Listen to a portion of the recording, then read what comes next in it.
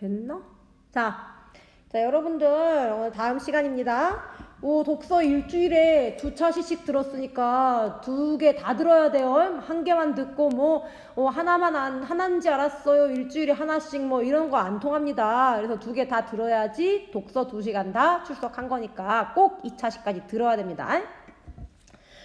대신 내가 과제는 안 넣었잖아. 우리 1학기 때 할 때는 과제 넣었었지. 나 이번에 친절하게 과제를 뺐어. 영상만 들으면 돼. 겁나 땡큐죠.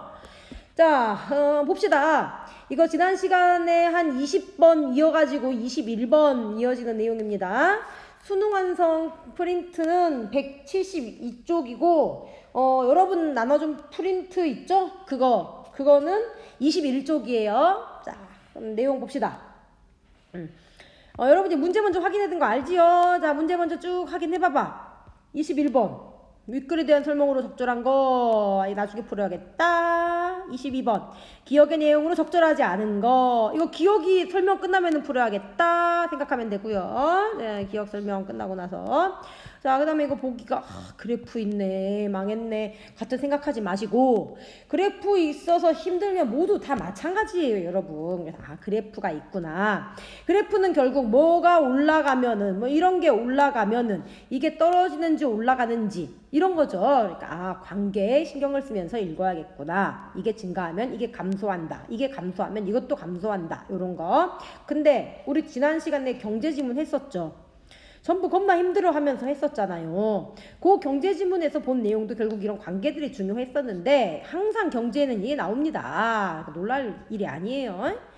자, 그래서 이 문제가 하나 나오고, 그 다음에 24번.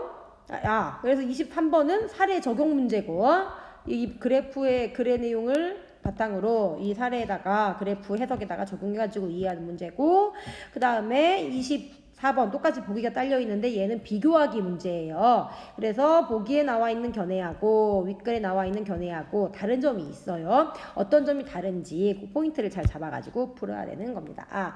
23, 24번은 전부 다 글의 내용을 제대로 이해해야지 풀 수 있는 문제들이에요. 그러면은 글 읽고 문제 전체 풀기까지 8분입니다. 자, 일치정지하고 8분 문제 풀고, 혹시 8분 지났는데 다 못 풀었다 하는 사람들은 시간 넘어도 다 풀고 돌아오세요. 시작. 자, 다 풀고 돌아온 거 맞지요? 봅시다. 이거 뭐에 대한 글이에요? 그렇지. 정부의 재정활동을 위한 재원의 조달 방법에 대한 글이죠. 자, 특히 아닌데? 재원 조달 방법에 대한 글 아닌데? 그지? 뭐에 대한 재정을, 그렇지, 재정 적자 운영에 대한 글이죠. 재정 적자는 어쩌다가 생겨? 그지? 채권을 발행하면서 생기죠. 채권이란 거는 밑에 나왔다시피 밑에 나온 거는 꼭 보고 오랬어요, 여러분. 이런 거죠. 국가나 회사 등이 필요한 자금을 발행할 때 빌리는 유가증권. 그래서 내가 100만원짜리 채권을 발행했어요, 예를 들어서. 그러면은 이 100만원짜리 채권을 발행을 해가지고 이거를 누군가한테 파는 거예요. 얘를 A 학생에게 팔았어요. 그러면은 나는 뭐가 생겨, 이걸 팔았으니까. 그렇지, 이걸 팔았으니까는 이 판 돈이 생기겠지요. 근데 대신 100만원을 갚아야 되는 거죠. 그래서 채권에는 보통 10년 안에 100만원을 갚는다, 이런 기한이 적혀져 있고, 근데 10년 안에 100만원을 갚는데 100만원을 주고 팔면 A 학생이 이걸 사겠어, 안 사겠어? 그렇지, 안 사겠죠. 이거를 90만원을 주고 판다든지 95만원을 주고 판다든지 이렇게 보통 이 액면 금액보다 적은 금액을 주고 팔게 됩니다. 이거는 이 글에서 필요한 내용은 아닌데, 경제지문 나오면 여러분들이 이런 개념이 없어가지고 이해를 어려워하거든요. 그래서 온라인 들어간 김에, 온라인 들어가면은 필요한 사람들은 잘 듣고 아니야 다 잘 듣지? 아무튼 설명했습니다. 알고 있으면 좋으니까. 그런 게 채권이에요. 자, 다시 돌아와가지고 요거를 발행해요. 그러면은 국가는 채권을 발행해가지고, 국가의 채권이 국채예요. 국가는 채권을 발행해가지고 팔았으니까 판데 들어간 돈이 생겼겠지요. 대신 빚이 생긴 거지. 그 빚이 바로 채무죠. 자, 내가 돈을 갚아야 될 의무가 생긴 거예요. 그러니까 적자지. 재여정 수입보다 많은 재정을 지출해야 돼. 우리가 지금 돈이 막 별로 없어가지고 예를 들어서 지금 코로나 때문에 경제 되게 안 좋잖아요. 그래서 우리 재난지원금을 받았어요. 근데 재난지원금을 국민에게 막 1인당 40만 원씩 줬는데 근데 우리 그 과정에서 많은 재정이 지출될 거란 말이야.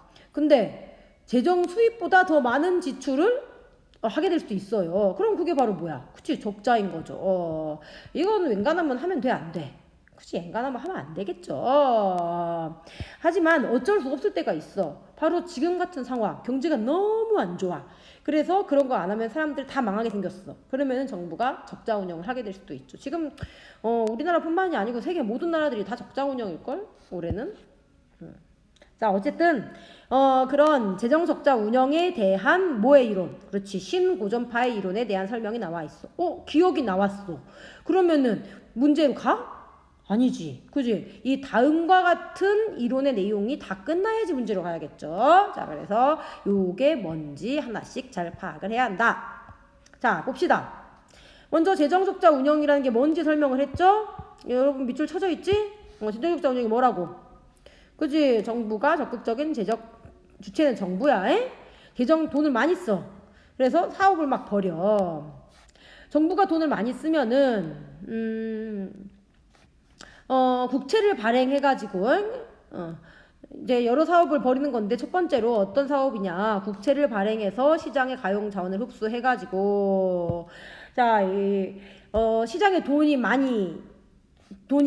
있어요. 근데 그 돈을 국채를 발행해서 그걸 파는 과정에서 국가가 흡수하게 되는 겁니다. 자, 그러면은 어떤 변화가 생기냐? 두 번째, 시장의 경우입니다. 아까는 정부의 경우, 정부가 국채를 발행해서 이 시장의 자원을 흡수했어. 그러면 시장에서는, 그치, 재원의 규모가 이전보다 작아진다. 자, 그래서 재원의 가치, 즉 시장 이자율이 어떻게 된다? 그렇지, 상승한다. 돈의 규모가 작아지면은 돈의 가치가 돈이 더 적어지는 거니까 적으면은 그만큼 가치가 높아지죠. 다이아몬드 100개가 있어. 다이아몬드 1개가 있어. 그러면은 1개가 있는 경우에 훨씬 가치가 높은 거죠. 그래서 이자율이 높아진다. 자, 그래서 이자율이 상승을 했어요. 그러면은 어떻게 돼, 그 다음에? 그치? 민간의 입장에서는 돈을 빌리는 비용이 상승한 거야. 내가, 이게 이런 변화들이 막 나타나는 거야, 줄지어. 내가 만약에 원래 100만 원을 빌리려고 했는데 이자율이 10%예요. 그러면은 나중에 얼마를 갚으면 돼? 그렇지, 110만 원을 갚으면 돼. 연이율이라고 치자, 간단하게. 자, 그런데 이자율이 20%로 올랐어. 와씨, 망했어. 그럼 얼마 갚아야 돼? 그지? 120만 원 갚아야 돼. 돈을 빌리는 비용이 상승한 거죠. 자, 그래서 돈을 빌리는 비용이 상승해서 돈을 빌리기 어려워져. 근데 돈이 있어야지 투자도 할 수 있고 소비도 할 수 있어. 그래서 이것들은 어떻게 된다? 그치, 줄어들게 된다. 이걸 뭐라 부른다? 구축효과라고 부른다. 자, 이것이 뭐겠어? 이러한 현상이 가리키는 게, 그렇지, 바로 앞에 있는 민간의 입장에서 돈을 빌리는 비용이 상승해가지고 투자와 소비가 위축되는 현상이 되는 겁니다. 자, 이렇게 재정 적자 운영에 대한 신고전파의 이론 끝났어? 계속 이어져? 그렇죠, 계속 이어지고 있어요. 그럼 문제로 갈 필요 없이 계속 갑시다. 자, 재정 적자는 또 어떤 변화가 생겨? 그렇지, 국민 저축의 감소가 생길 수 있어. 자, 왜 그러냐? 그 뒤에 설명 나오죠? 국민 저축은 민간 저축 플러스 정부 저축, 이거 다 합쳐가지고 국민 저축이라고 불리는데 한국가 경제의 소득 전체에서 이제 민간의 경우에는 소비하고 남은 돈, 정부의 경우에는 정부 지출하고 남은 돈인 거지요. 그런데 아까 정부가 재정 적자 운영을 하게 되면 남은 돈이 많겠어, 적겠어? 그렇지, 적겠죠. 자, 그래서 이 적자 폭만큼 쌓아둘 수 있는 재원이 줄어들게 된다. 그래서 국민저축 전체가 줄어든다. 설명이 나와 있습니다. 자, 이 국민저축이 줄어들면은 이건 아까부터 줄어든다 했는데, 자, 이게 줄어들면은 어떻게 되냐? 자본 추적, 이게 5번째네. 경제 전체에 자본 추적을 제대로 못하게 된다. 축적. 아이고, 발음 어렵다. 자, 경제 전반에 자본 축적을 제대로 못하게 된다. 그래서 기업들이 어떻게 되냐? 기업 활동에 필요한 재원을 구하기 위해 힘들어진다. 그래서 기업은 성장이 어려진다. 자, 이렇게 여러 경우로 나눠가지고 막 이야기를 했어요. 자, 먼저 국민저축은 어떻게 된다? 그렇지. 감소한다. 자, 그 다음에, 국민저축이 감소한다는 얘기는 어떤 결과를 갖고 온다? 그렇지. 기업 활동이 어려워진다. 성장이 어려워진다. 라는 이야기들이 다음 문단에 나와 있었죠. 자, 그에 대한 이야기가 계속 이어집니다. 기업에 대한 얘기 계속 나오네. 자, 재정적자의 누적은 그 나라의 국제 수치를 악화시키게 된다. 국제 수지가 안 좋아. 수치 아니고 수지네. 이게 7번인가? 그런 것 같아. 악화하게 된다. 어째서 국제 수지가 악화하게 되냐? 앞에서 이자율이 상승한다는 이야기 나왔었지요. 여기 찾아봐. 그치? 찾았지? 자, 이렇게 나오죠. 자, 그래서 이자율이 상승하는 것은 내가 100만 원을 통장에다가 1년 동안 놔뒀을 때 10%일 때랑 20%일 때랑 얻게 되는 이자 소득이 어쩔 때도 높아져. 그렇지. 20%일 때도 높아지겠지. 예. 그래서 이자율이 높아지면은 돈을 빌릴 때 갚아야 되는 돈도 많아지는데 대신 돈을 은행에 넣어놓으면은 내가 받을 수 있는 돈도 많아지는 거죠. 자, 그래서 이 이자 수입을 얻으려고 외국 자본이 유입되게 되는 거예요. 근데 외국 자본이 유입되면은 외환, 우리나라가 갖고 있는 다른 나라 돈의 양이 외환이거든요. 예를 들어서 달러 아니면 중국 위안화 이런 것도 다 외환이에요. 외국 자본이 유입된단 말은 바로 외환이 증가하게 되는 얘기랑 똑같은 말이에요. 자, 그런데 외환의 양이 많아지면 환율이 어떻게 된다? 그렇지, 떨어지게 된다. 자, 그리고 환율이 떨어지면은 수입 가격은 어떻게 된다? 그렇지, 떨어지게 된다. 내가 외국의 물건을 살 때, 아마존으로 뭔가를 살 때 그게 더 싸지는 거예요. 그래서 우리가 다른 나라 물건을 더 많이 사. 수입 가격이 떨어지니까 수입은 늘어나. 자, 그런데 반대로 수입 가격이 늘어나면 수출 가격이 어떻게 됐어? 그렇지, 높아지겠지. 즉, 우리나라가 다른 나라로 수출하기는 쉬워져, 어려워져? 그렇죠, 어려워지게 된다. 그래서 뭐가 생긴다? 무역 적자가 생긴다. 자, 이게 8번째. 이런 다양한 변화들이 일어나게 되는 거죠. 자, 그리고 또 어떤 일이 생긴다? 그렇지, 국민들의 소득 격차가 확대된다고 나왔죠. 자, 이게 9번째. 부자는 더 부자, 가난한 사람도 가난하게 이렇게 된다. 자, 그래서 이 국채를 발행을 했는데 저기 앞에서 국채 발행한다고 이야기 나왔었죠. 어딨어? 그렇지, 여기 있죠. 국채를 발행하여 이렇게 나왔어. 이렇게 국채를 발행하는 거는 정부의 채권을 파는 거예요. 시장에다가. 자, 그런데 정부가 판 것에 대한 이자 부담은 아까 그랬잖아. 100만 원을 10% 이자라면 110만 원을 갚아야 된다고. 자, 이게 뭐겠어 다. 그치, 세금이지. 그래서 납세자들의 세금 부담이 커지고, 근데 이 세금 부담은 결국 누구한테 이익으로 돌아가냐? 그치? 국채를 매입한 채권자들의 경우에는 그 국채 이자가 높을수록 이득이겠죠. 자, 이 세금 부담이 국채를 매입한 사람들에게 이자 소득을 보장해 준다. 자, 그런데 누가 국채를 사게 돼? 여러분 국채 사봤어? 없죠. 난 국채 사봤을까? 없지, 그렇니? 주로 고소득층이 국채를 사게 된다. 그리고 저소득층은 뭐만 갖게 된다. 그렇죠. 그 국채를 갚아야 되는 세금 부담만 갖게 된다. 자, 그래서 소득 격차가 확대된다는 거죠. 자, 또 이건 지금 국채 발행과 관련된 소득 격차 확대였는데, 이거는 시장 이자율의 상승으로 인한 소득 격차의 확대죠. 시장 이자율도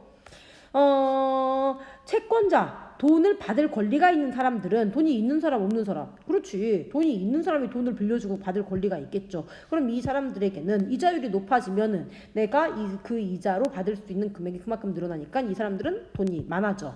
그런데 내가 돈을 갚아야 돼. 그러면은 갚아야 하는 돈들이 더 많아지는 거죠. 이자율이 높아진다는 얘기는요.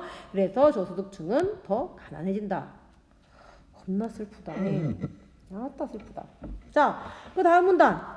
신고족파의 이와 같은 주장, 위에 나온 겁나 많은 주장들이죠. 여기서 막 이렇게 이런 일이 생긴다라고 계속 이야기했죠. 자, 이러한 주장에도 불구하고 해야 될 때가 있는 거야. 첫 번째 어떨 때? 그렇지, 불경기. 두 번째 어떨 때? 실업률 증가. 지금 둘 다죠. 자, 그리고 총수요의 증가. 총수요 뭔지 확인하고 오고, 필요한 상황일 때. 정부가 이런 부작용들이 많이 있어. 근데 부작용들을 감수하고서라도 판단을 하면은 운영한다. 지금 세계 나라들이 다 하고 있잖아요. 그러니까 외환 공격 이런 것들은 우리가 걱정을 놔도 되긴 해. 근데 이제 아까 나온 고소득층과 저소득층의 분화가 더 심화된다. 이런 것들은 사실 염려할 만한 요소가 맞지요. 자, 이렇게 글을 같이 살펴봤고요. 21번. 그래서 정답 몇 번이야? 그렇죠. 정답 2번 되겠습니다. 자, 보면은요. 초래하는 결과 겁나 많이 나왔지. 아까 우리가 1번, 2번, 3번 다 동글맹이 붙인 거 전부 다가 초래하는 결과죠. 그 다음에 도입되는 상황. 어떤 상황이라 했어? 그치. 가장 마지막 문단이 나왔었죠. 불경기일 때, 실업률 증가일 때, 그걸 그냥 놔뒀을 때, 아주 심각할 때, 자, 요런 경우들입니다. 자, 그래서 2번이 맞는 말 되겠습니다. 자, 동글맹이 5번 보고 가겠습니다. 재정 적자 상황의 원인을 진단하는 이론? 아니죠. 지금은 신고전학파라는 하나의 이론이 등장하긴 했는데 그 이론은 원인을 진단하는 것이 아니고 재정 적자 운영이 초래하는 결과에 대해서 다양한 방면에서 설명한 이론이었죠. 그 다음에 이것이 여기가 일단 아니야. 그러니까 답은 아닌데 뒤에도 보면은 이것이 경제학에 미친 영향. 그럼 이것이 가리키는 말 뭐겠어? 그렇지. 이 이론이란 말을 가리키고 있는 거겠죠. 그럼 이론이 신고전학파 경제학에 미친 영향이 뭔지 나왔어 안 나왔어? 그렇지. 안 나왔죠. 그러니까 5번 아예 틀린 말 되겠습니다. 1번은 다양한 이론이 틀렸죠. 그 다음에 2번은 결과를 예측하는 이론의 효율성. 재정적자 야기할 수 있는 결과를 예측하는 이론, 이게 신고전학파 이론이라고 볼 수도 있어요. 그런데 그게 효율적이다 아니다 이런 얘기는 없죠. 그냥 이런 결과가 나올 수 있다라는 이야기만 있었죠. 자, 그 다음에 재정적자 운용에 대한 이론이 나온 이후에 재정적자 운용에 대한 이론이 이후에 나온 이론에 의해 수정되는 이런 거 없었지. 신고전학파가 나왔는데 그 이후에 이런 이론이 등장했고 그래서 이렇게 바뀌었던 적이 없습니다. 그래서 잘못된 설명. 자, 다음 문제 갑시다. 기억의 내용으로 적절하지 않은 것. 기억이 읽다 보니까 계속 이어져 끝까지. 그럴 때에는 처음에 중간에 풀어야겠다 생각했다가도 풀다 보면은 글을 읽다 보면은 아니구나 라고 판단을 중간에 바꾸는 게 필요해요. 그래서 얘는 결국 기억이 계속 이어지기 때문에 나중에 풀게 됩니다. 문단 끝날 때마다 와가지고 중간에 체크해도 괜찮아. 적절하지 않은 것 하나 고르는 그 내용 파악 문제처럼. 실제 보면 내용 파악 문제거든요. 자, 어쨌든 정답 몇 번이야? 그렇죠. 2번이죠. 일반 납세자 아니지. 이자 소득 증가로 소득이 늘어나는 거는 어느 사람들? 고소득층이라고 했어요. 고소득층이 아닌 일반 사람들은 그런 거 없죠. 자, 어디 있어 관련된 내용이? 그렇지. 여기서 찾아봐. 밑줄 그어봐. 잘했어. 자, 여기 있죠. 잘 찾았죠? 자, 그래서 일반 납세자들은 지금 문맥상 보면은 고소득에 해당되는 것 같아요? 저소득에 해당되는 것 같아요? 그렇지. 이거는 저소득에 해당되는 것 같아. 일반 납세자들은. 자, 그래서 오히려 채권을 산 고소득층의 이자 소득을 보장해 주게 되는, 그걸 보장하는 세금을 지게 되는 사람들입니다. 전혀 이자 소득 증가로 소득이 늘어나는 사람들이 아니죠. 자, 동글맹이 4번 보겠습니다. 해당 내용 있죠? 이거 다 해당 내용 찾을 수 있지? 4번만 찾아보자 같이. 찾아서 밑줄 쳐봐. 어딨어?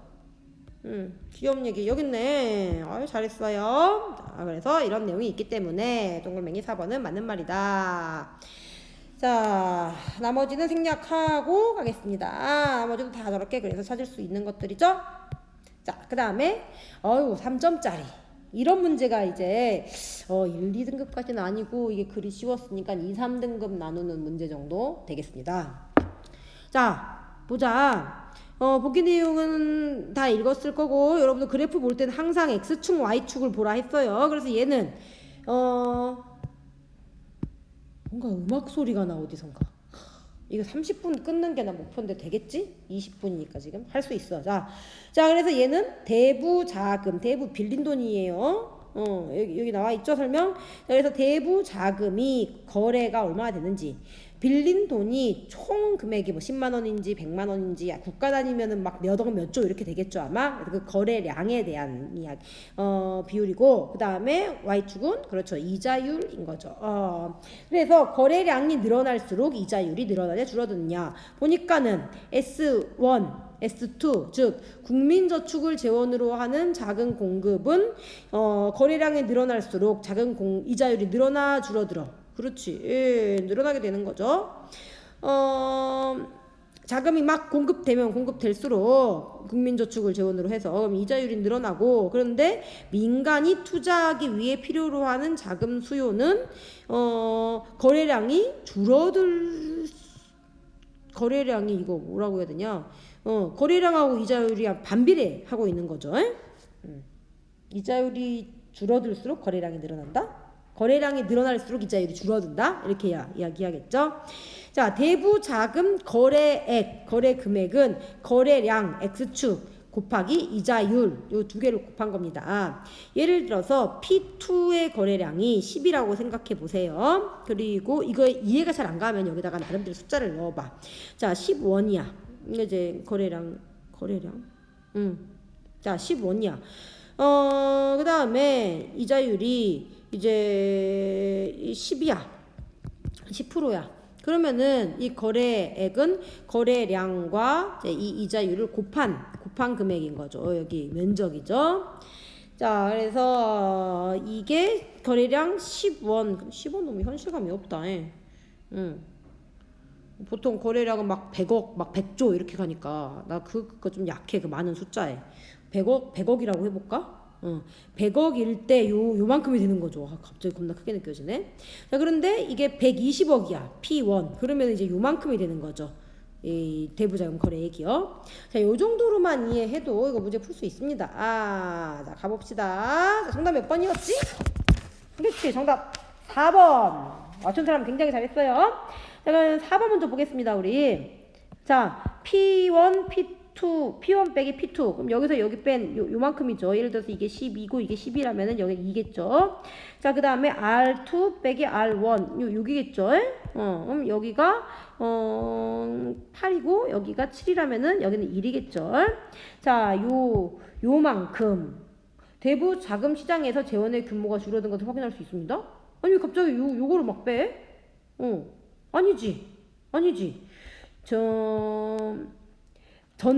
대부 자금 거래액이 위에 보기에서 얼마라 그랬어? 뭐라 그랬어? 그렇지. 거래량 곱하기 이자율이라고 했죠. 여기 밑에 범위 전체여야 되는 거예요. 그러면은 S1에서 S2로 이렇게 이동을 했어요. S1일 때는 이 재원의 규모가 대부 자금 시장의 거래액이 P1 곱하기 R1이었겠지요. 그래서 요거였을 겁니다. 자, 그런데 이게 S2로 선이 이동했어. 뭔가 변화로 인해서 이게 위에 나왔던 정부의 재정 적자 정책인데, 자, 아무튼 뭔가로 인해서 이렇게 이동을 했어. 그러면은 그 대부 자금 거래액은 얼마가 돼? 그렇죠. 요만큼이 되겠죠, 이제. 요만큼. 그럼 이거는 P2 빼기 그렇지. R2가 되겠죠. 이거 소문자 썼네. 알아들었지, 다 여러분. 원래 내가 거지같이 해도 여러분 다 호독같이 알아먹잖아. 자, 그래서 이렇게 R2 이렇게 이제 뺀 금액인 거예요. 요거랑 같은 말이야, 다른 말이야. 아무리 우리 수학이 어려워도 이 정도 알 수 있지. 그렇지. 자, 그래서 요거는 잘못된 설명이다. 자, 그지 다르지 이거. 그래서 정답은 4번이 맞습니다.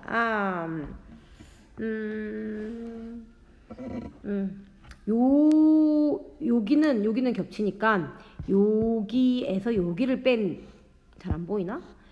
여기에 겹치잖아요, 지금. 두 개의 경우에. 그러니까 여기에서 여기를 빼야 되는 거예요, 여기를. 자, 요거 있는 거예요. 자, 정답은 4번이고, 자, 우리 동글맹이 1번부터 이건 다 보겠습니다. 자, 국채 발행 전 시장 회원 규모. 이게 1번부터 보면 또 쉬워. 이 설명 다 합쳐가지고 4번에 나온 거거든요. P1 곱하기 R1. 그렇죠. 아까 대부 자금의 거래액이 이제 시장 규모인 거지. 이걸 어떻게 곱하라 했으니까는 국채 발행 전인 거야, 이게. P1 곱하기 R1. 원래는 이거였어요. 이게 이동이 나타나 있잖아요. 그래서 원래는 S1 선이었던 거예요. 자, 그런데 S1에서 S2로 이동했어. 이 이동하게 된 거를 보면은 여기로 이동을 하면은 자, 자금 공급이 줄어들었다. S가 자금 공급을 나타낸다고 했는데 여기 그래프랑 여기 그래프랑 보면은 여기가 더 왼쪽에 있는 거지요. 왼쪽이 더 적은 숫자를 나타내는 그래프인 거지요. 자, 여러분 이거 같은 높이에서 봐봐. 그러면은 여기 숫자랑 당연히 이 A 경우랑 B 경우가 있으면은 A 경우가 더 앞선 적은 숫자인 거잖아요. 이건 어디에다가 선을 그어봐도 마찬가지입니다. 그러니까 S2가 더 줄어든 작은 그래프인 거예요. 자, 그래서 이동을 했으니까 당연한 말이고. 자, 그 다음에 아니 이거 거래량을 봐도 뭐 쉽게 할 수 있네. 대부분 거래량을 보면은 이때는 S2일 때는 이제 P1의 거래량이었지만 S2 때는 P2이고 이거는 이렇게 줄어들게 되잖아요. 자, 그래서 근데 이 과정에서 보면은 R2와 R1의 차이만큼 이자율이 상승했다. 그랬어. 자, 지금 이 전에 국채 발행하기 전에는 이자율은 얼마? 그렇지, R1이었고 거래량은 그렇죠, P1이었어요. 그런데 이게 이렇게 S2로 이동하고 나서는 이자율이 얼마가 돼버렸어? 그렇지, R2가 됐고 거래량이 P2가 된 거죠. 그 거래량에 대한 이야기가 동글맹이 2번이었고 이자율에 대한 이야기가 동글맹이 3번인 거죠. 이자율은 상승했다, 거래량은 줄어들었다. 자, 이게 윗그래프에서도 나온 내용이었죠. 자, 그 다음에 5번 봅시다. 거래량이 P1에서 P2로 줄어들었기 때문에 민간 투자가 위축될 수 있다. 그렇죠. 여기까지는 여기서 확인이 되죠. 거래량이 줄어들었다. 그런데 민간 투자가 위축될 수 있다는 얘기는 글에 있어요. 어디 있었어? 그렇지. 어디 있었는데? 자, 여기 있네. 찾았어? 여기 있네. 자, 이렇게 내용이 있기 때문에 이거 두 개를 합치면은 맞는 말이 된다. 자, 그래서 정답은 4번. 자, 마지막 문제 보겠습니다. 자, 보기의 내용이 뭔지 파악을 해야겠죠. 자, 보기 내용을 보면서 이 신고종합화 글에 나왔던 내용이랑 어떤 부분이랑 관련되는지 봐야 돼. 정부 지출에 필요한 재원이 국채 발행을 통해서 조달되면은 이러한 변화들이 나타난다. 이게 앞글의 내용이었죠. 자, 그런데 똑같은 상황이야. 국채 발행을 통해서 정부 지출에 필요한 재원이 조달돼. 그런데 결과가 다른 거예요. 보기에서 이야기한 건 윗글이랑. 이 국채의 만기 상환, 예를 들어서 10년 후에 100억을 갚기로 했어요. 그럼 만기 상환은 몇 년 후야? 그렇지, 10년 후죠. 이때 미래 세대가 세금을 겁나 많이 내야 되는 거야. 지금 우리가 갖다 쓴 만큼. 자, 이게 늘어나서 현재 세대가 미래 세대에게 자산을 남겨주려고 한다. 그래서 돈을 축적해 두려고 애를 쓴다. 라는 것이 반박하는 주장인 거죠. 자, 그러면은 이런 내용이랑 관련 지어가지고 신고전 학파 의견 중에 요거랑 반대되는 내용을 찾아보면은 여기 재원을 축적하려고 애쓴다라는 말이 나오지요. 이거 좀 투자라든지 막 이런 이야기, 이자율이라든지 이런 얘기는 아니잖아요. 관련 있는 내용이어야지 반박을 할 수 있겠죠. 그지? 난 피자 먹고 싶어 하는데 넌 체육을 잘해야 돼. 이런 거 반박이 돼야 안 돼? 안 되겠죠. 관련이 있어야지 반박이 됩니다. 그럼 관련된 이야기 찾아봐. 앞에 그래서 어떤 거에 대한 글이야. 그렇지. 그 저축 어쩌고 아까 재원을 축적한다고 했는데 이거 결국 저축이죠. 그래서 저축 어쩌고랑 관련된 내용이라고 볼 수 있어요. 찾아서 밑줄 쳐봐. 그래서 어딨어? 그렇지, 여기 되겠습니다. 몇 번째 문단이지? 세 번째 문단.